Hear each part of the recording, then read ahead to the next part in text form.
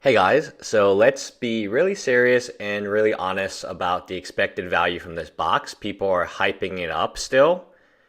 I don't believe this box has any future value.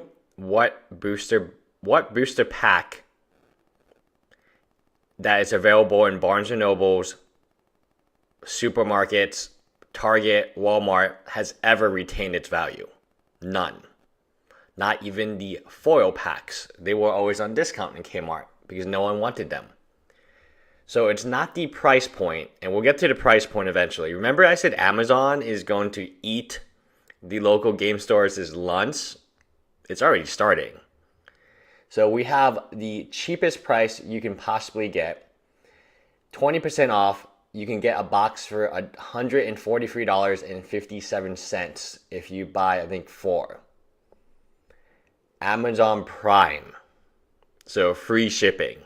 I don't see how GameStore makes money on this, but I think at that point they're just happy to break even. So people are hyping this set up still, and I don't know what to tell you guys except do not buy this at retail. Do not buy it to store. This is a commercial set available at Walmart.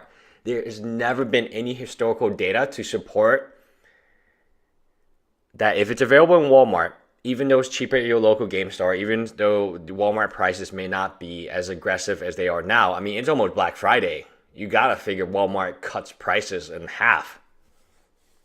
Target follows.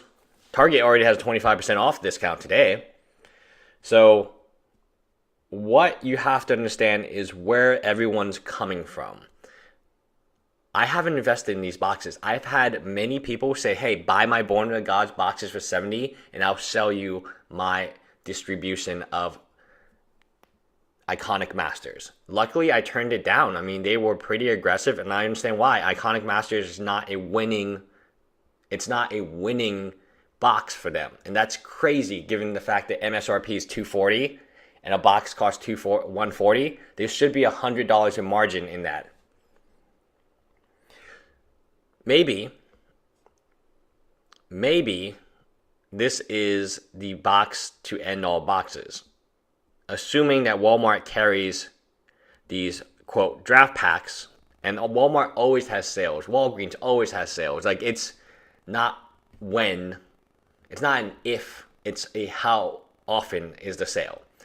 You can go to your local game store, and if the product's old enough, they put these 25% off stickers, 35% off stickers, 50% off stickers on the old product. It does not sell. And what I would be worried about isn't the price, because the price is whatever. It's the fact that this is Walmart, this is Target, and this is Amazon. Amazon at $143, I don't see a local game store being able to compete. Amazon Prime, by the way. Amazon Prime, very reliable. Amazon's customer service is better than any game store. Just point blank, their customer service is amazing. What does a game store has to offer, right? If everyone's buying their cards online. And I get it. I get why people are hyping this set up. I get that, they own lots of this boxes and they gotta move them. And the easiest way to move them at a reasonable price is to hype up the set. The prices that it is today will not be the same price it is 2 months from now. This I guarantee you. And I guarantee you on the 25th Masters anniversary, Iconic Master prices will be halved. So when people are opening boxes and saying, oh, I got so much value from this. This is amazing. Buy from my store. I'm here to tell you those prices are not going to last. And they know it. Historically, this is the most expensive, maybe pre-orders more expensive, but around this time period, before people really have the chance to open it, before Walmart floods the market, Amazon floods the market, this is the most expensive these singles will be. So therefore, if you open a box and it looks like, oh, I got $160 of singles, I did pretty well.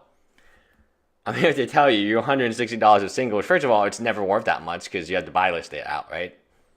It's not worth that much.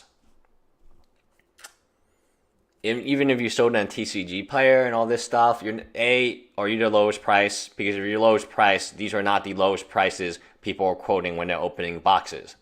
And that's why I don't open boxes anymore this early on, because I think it's it's naive to assume that these prices are real prices. These prices are not real prices. These are prices are when supply is very low, demand is relatively high. 2 months from now, this is not going to last. Black Friday might not even last. I mean, it depends, right, on the sales. The main issue with Walmart and Target and Amazon, they can beat up any local game store anytime they want in price. They can take a loss. They can say, you know what? Fine. We're Walmart. We have the distribution. We have the stores. We have all the things. We don't need.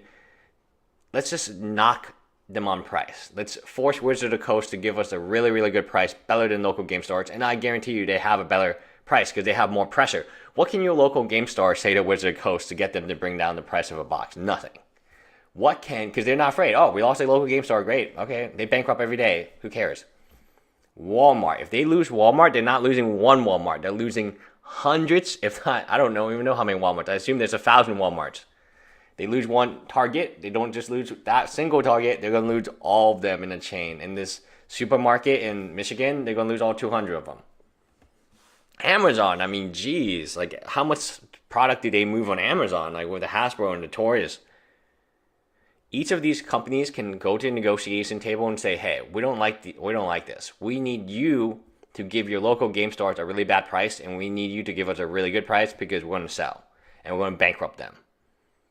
And that's what big business does to small business. It is the cycle of life, very, very sad, but nonetheless, it is realistic, and it's happening now. So I don't know. I'm trying to give you good advice. If you want to open it to draft, it's a good draft set. It's a very powerful set in terms of cards. But the value is not there. The value is not there. Your cards are declining by the day. Let's assume someone opened a box for you. They ship out the cards. By the time you get the cards have already lost 10, 20% of their value.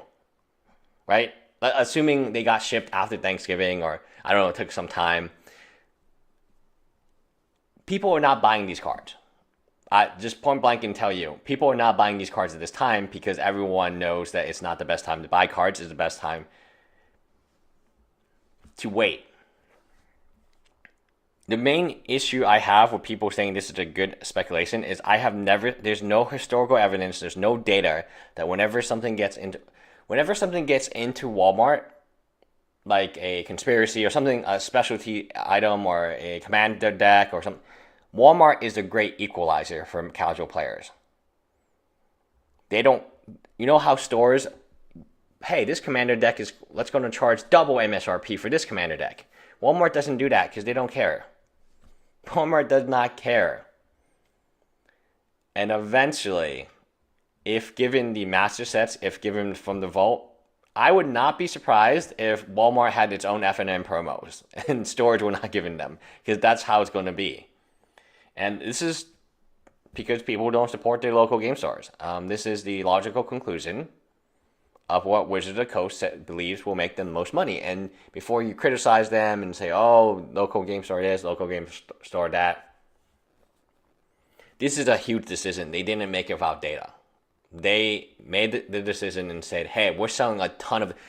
I will almost bet you they sell more from Walmart, Target, Barnes & Noble, wherever else they're selling, the supermarket in Michigan, than they will ever sell at a local game store. All the local game stores combined do not move the sales of Walmart, Target, because that's the casual player.